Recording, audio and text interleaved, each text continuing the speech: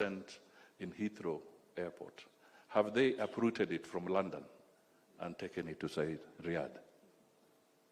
It still remains an asset in the United Kingdom, but they are part of the profit process.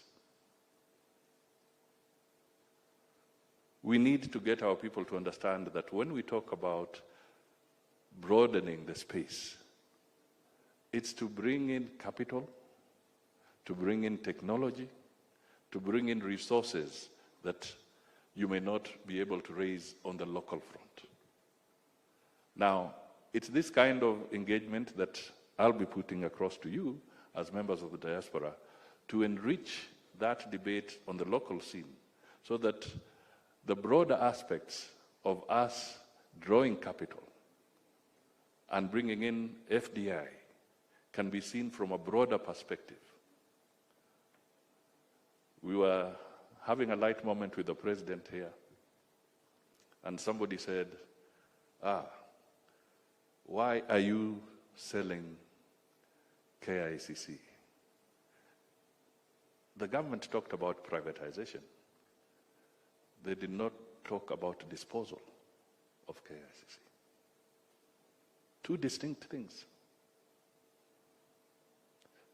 What would be wrong if part of the diaspora fund was to become a fund that invests, the Kenyan diaspora fund becomes part of the partnership in actually commercializing the KICC operations, but it is also an investment that benefits you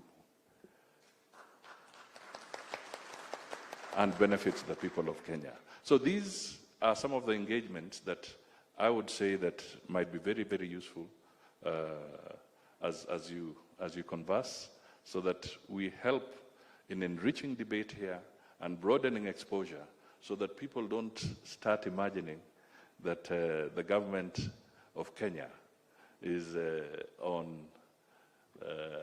some kind of free-for-all disposal activity. That is not the case. Now, and therefore, as we talk about the other investment opportunities along, please think about these issues and figure out how you can perhaps help us in making sure that the understanding is deeper, better, broader, and therefore we can move faster. With these few remarks, it is now my honor and duty to invite His Excellency the President of the Republic of Kenya, Dr. William Samoei Ruto, to address us. Thank you. Thank you. Thank you very much, PCS. Please, let's take our seats. Asanteni sana.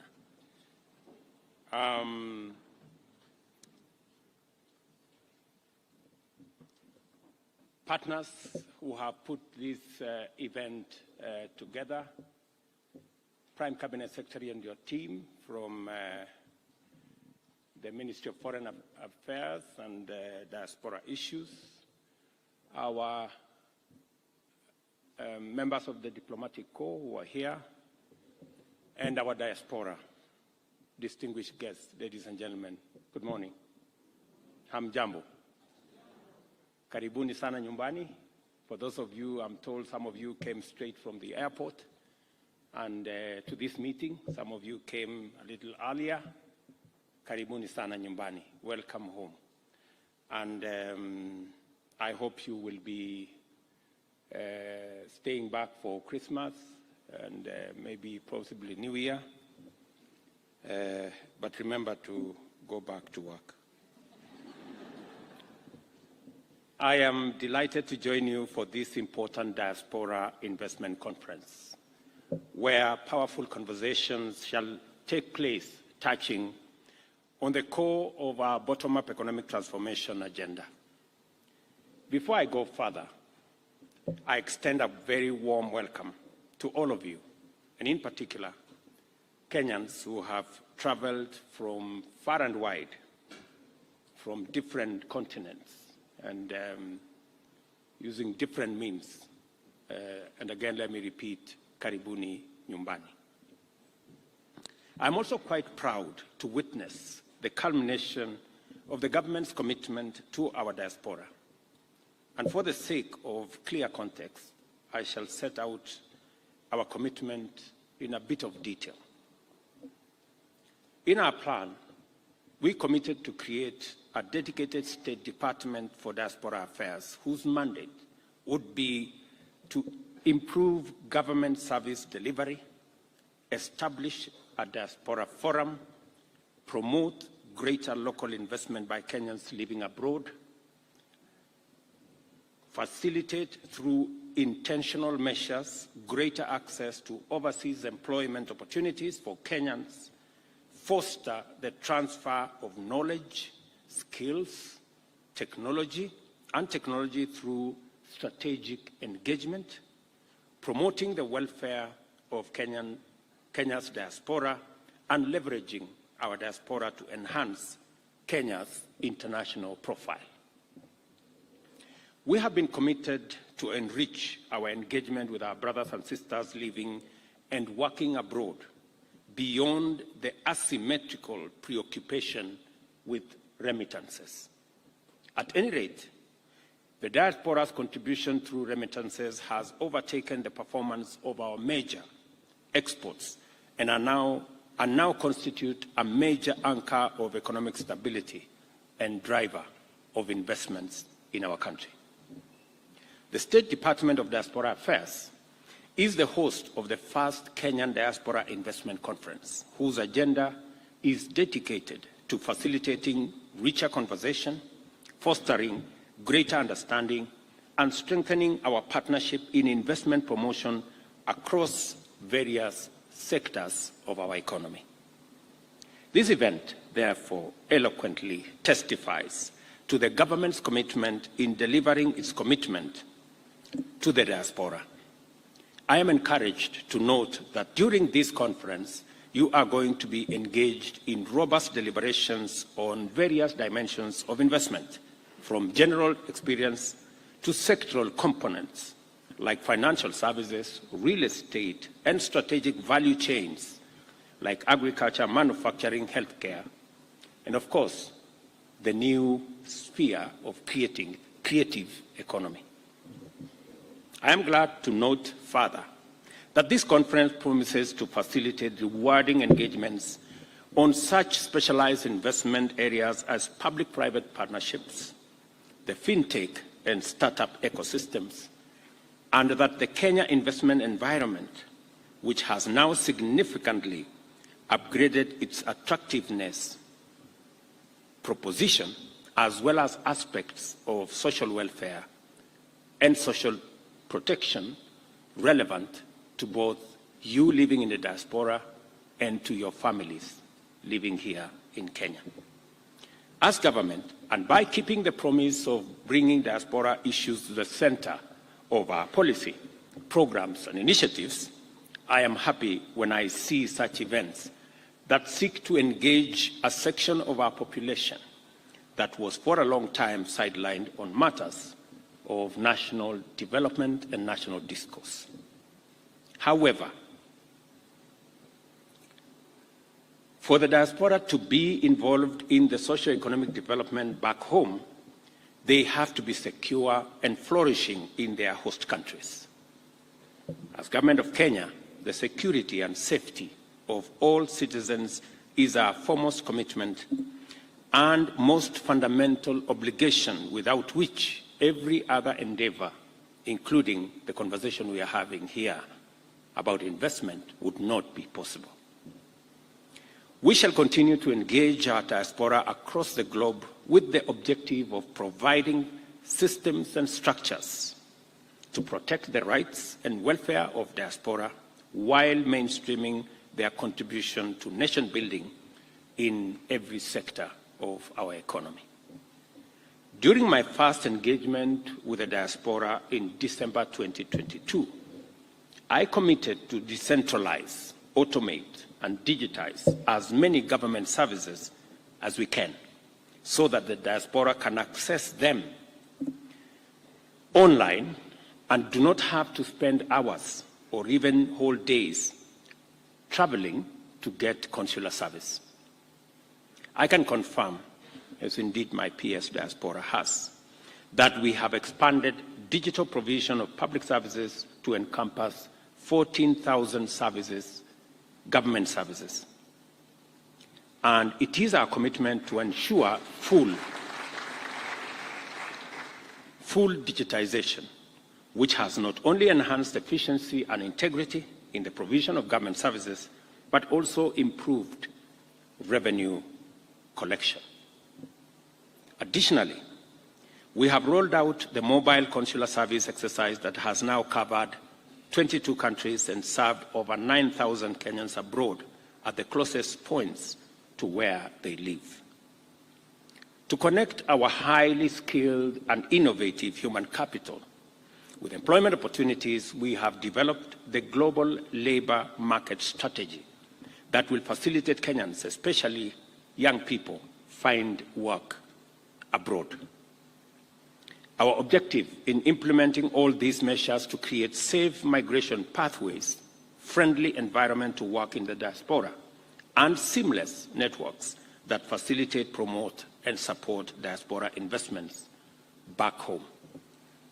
The theme of today's conference, Tujenge Kenya, Bridging Borders, Building Futures, is a call to action, summoning us to make our contribution to the growth and development of our nation and to build bridges across all real and imaginary barriers, obstacles, and borders that stand in the way of our progress.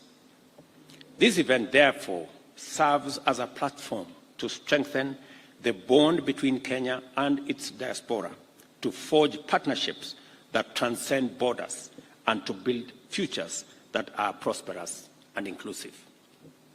As a country, we are entering the phase of economic transformation where opportunities abound in every sector, and we encourage you to seize your chance and reap a rich yield. You've heard from Susan, the governor of Nakuru, about the opportunities in our counties. They will have an opportunity to engage with you, I'm told, on Friday, so that you can explore the opportunities in various parts of Kenya, the richness of our nation, the diversity of our opportunities, and look at what each and every one of you can mobilize, either yourself, individually, collectively, or even working with other partners from where you currently work, to see how we can promote our country, because you are the foremost ambassadors of Kenya, wherever you are.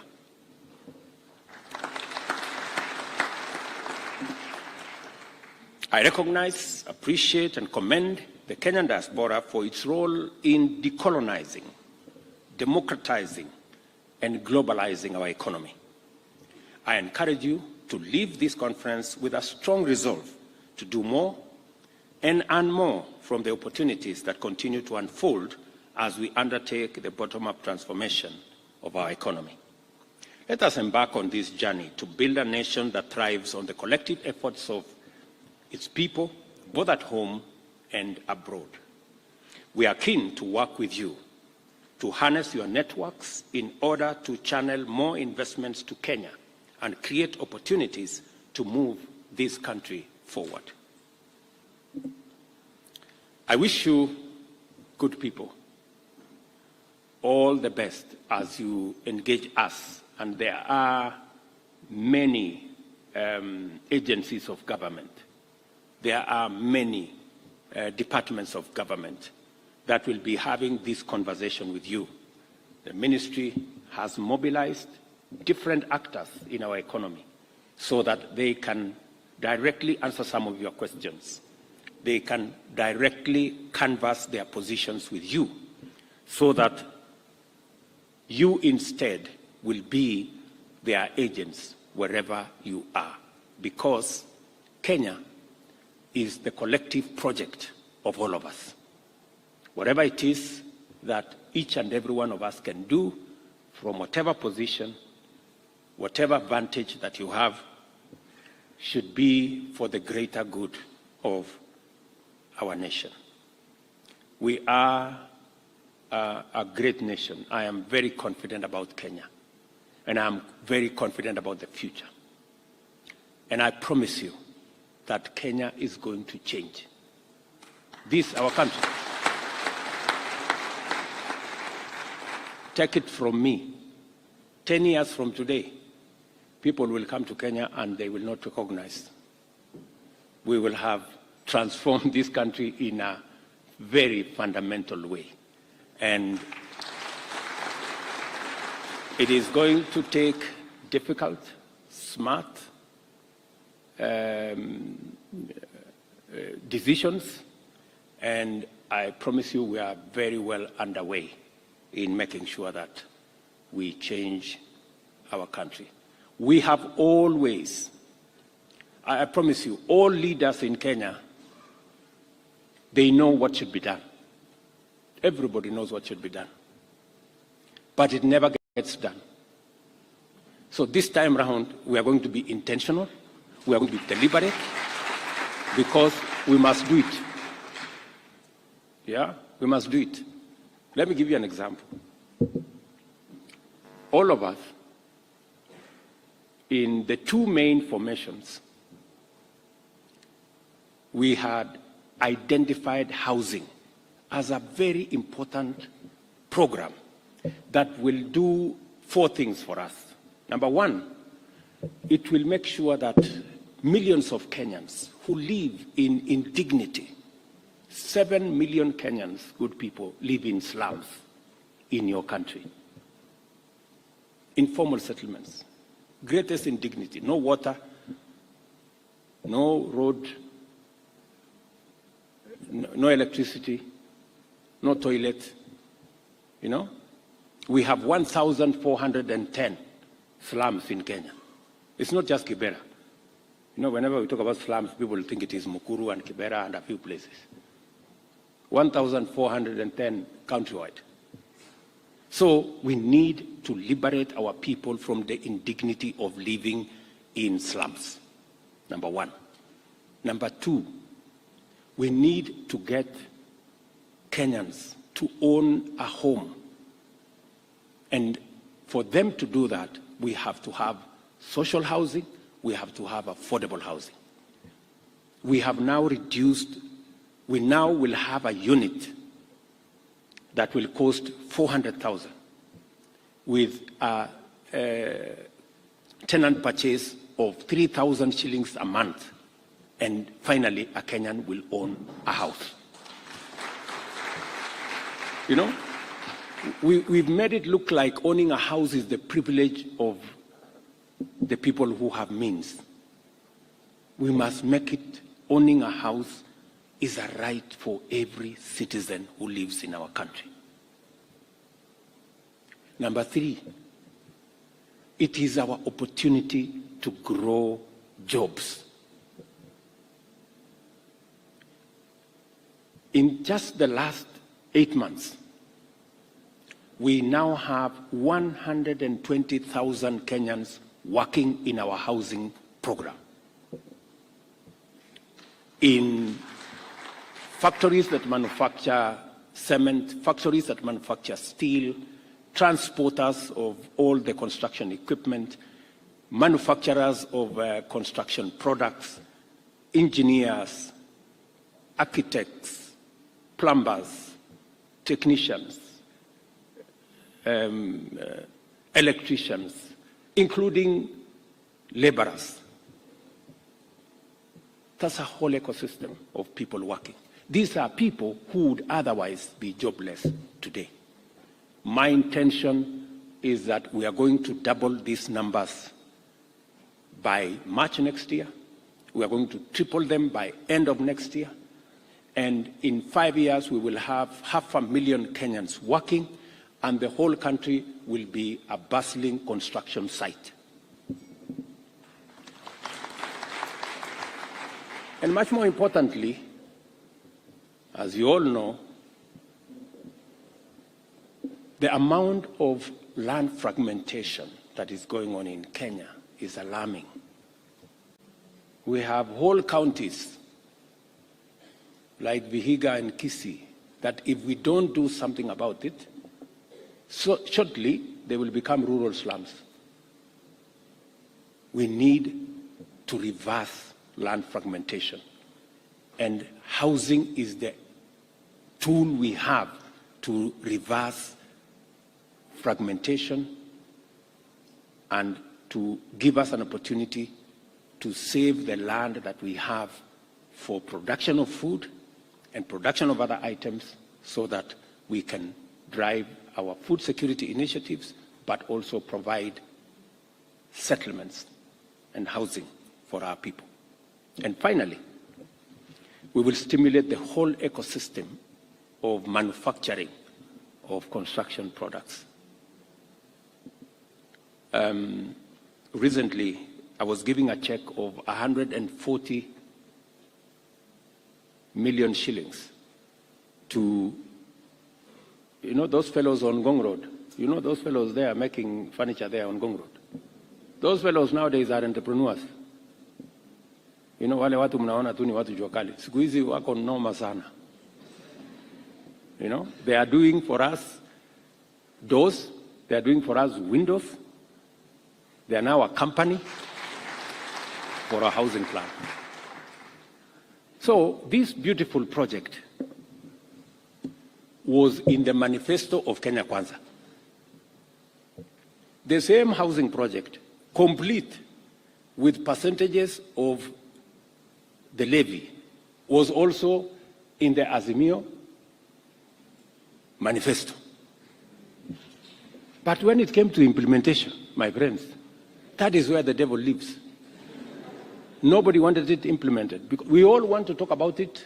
It is good. You know, we go tell the people, we are going to do this, we are going to do this. When hardly people mean it. I am telling you, this time round, I am implementing it.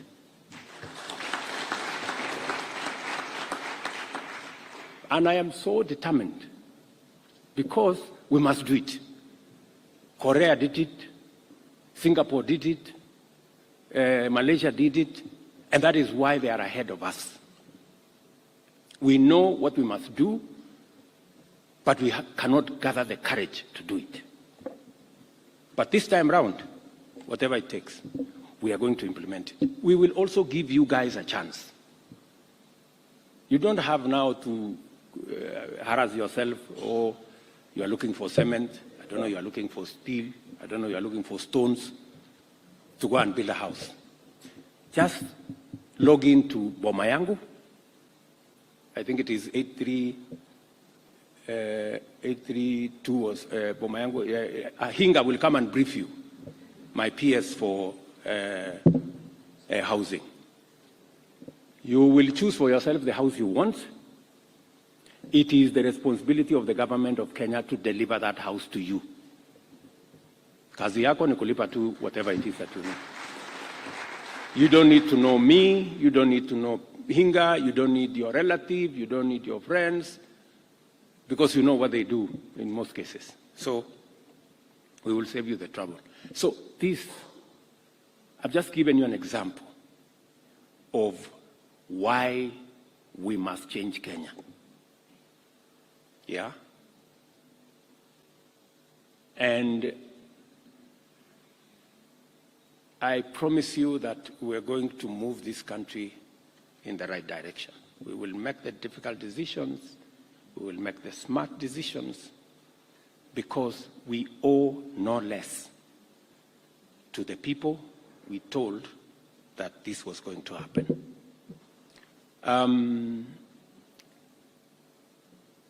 We are also going to save public money. We are spending billions of shillings sustaining companies. We have 350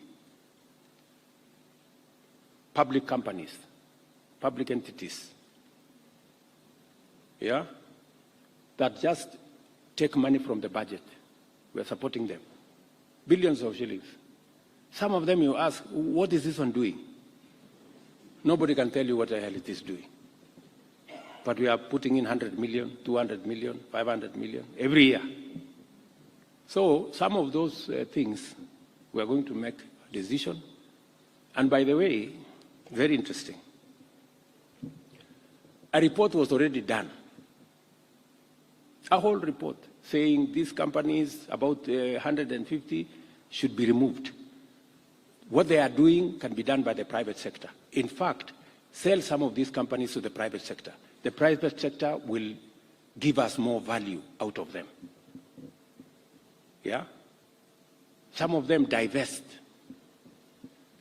But the report has been here now 10 years because it's a very difficult decision to make. But I will make the decision. I promise you. I will make the decision and take the consequences. Because Kenya must move. Yes, if we know what the right thing is, my friends, you can never go wrong by doing the right thing. How can you go wrong by doing the right thing? So we are going to make those decisions because, and I am talking to you as members of our diaspora, because we must change Kenya. I don't want to talk about taxes because you guys, I know, you know how much you pay. Munajua. Sindio? So, and you see, sovereignty is managing our own affairs. And, but we are going to work this journey together. And by the way, the Kenyan people are very wonderful people.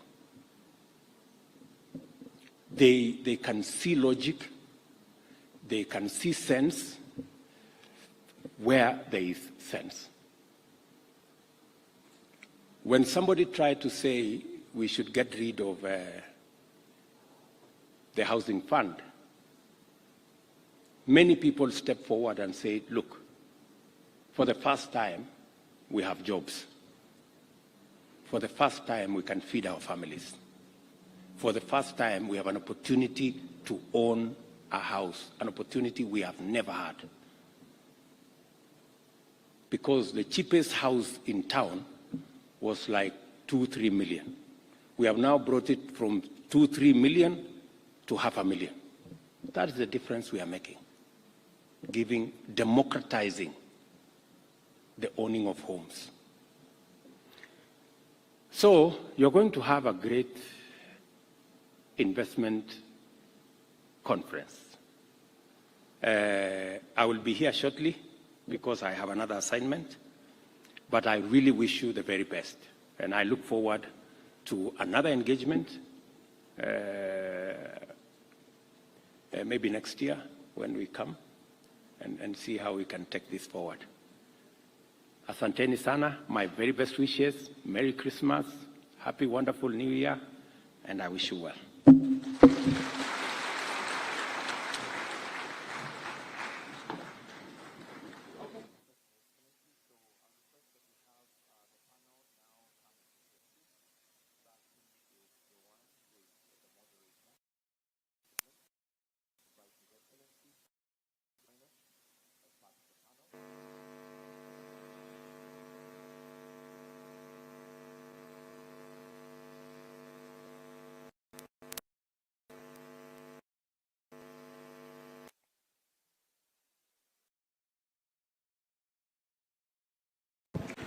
The panelists